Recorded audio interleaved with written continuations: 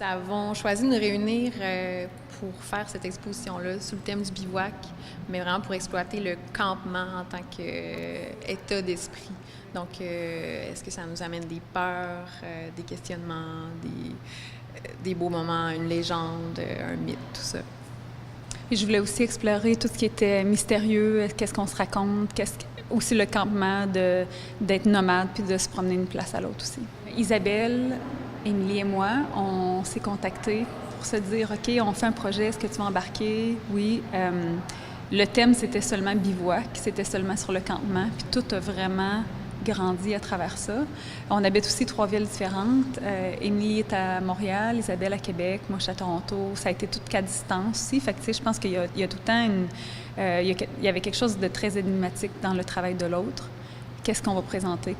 Puis, je pense que dans toutes les collaborations, ça l'est. Je pense que d'après le thème, on se donne encore plus de liberté. Puis en étant dans 3 lieux différents, on s'était donné un point central qui était un objet. Donc on a choisi la tente de camping.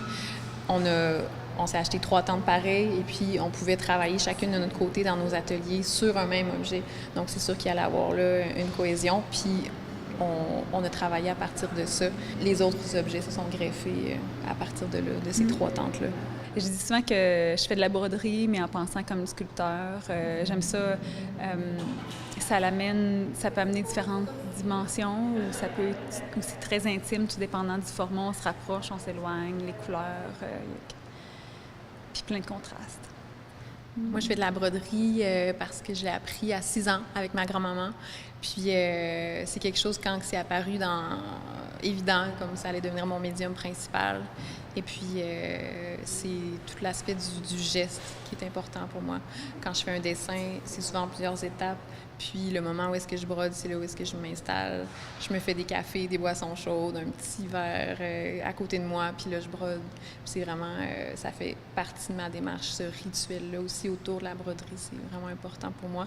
Puis de continuer à broder avec une technique qui est vraiment loin des techniques traditionnelles, mais de faire cet acte-là de broder, je trouve que c'est important. Il faut garder ces techniques-là aussi vivantes.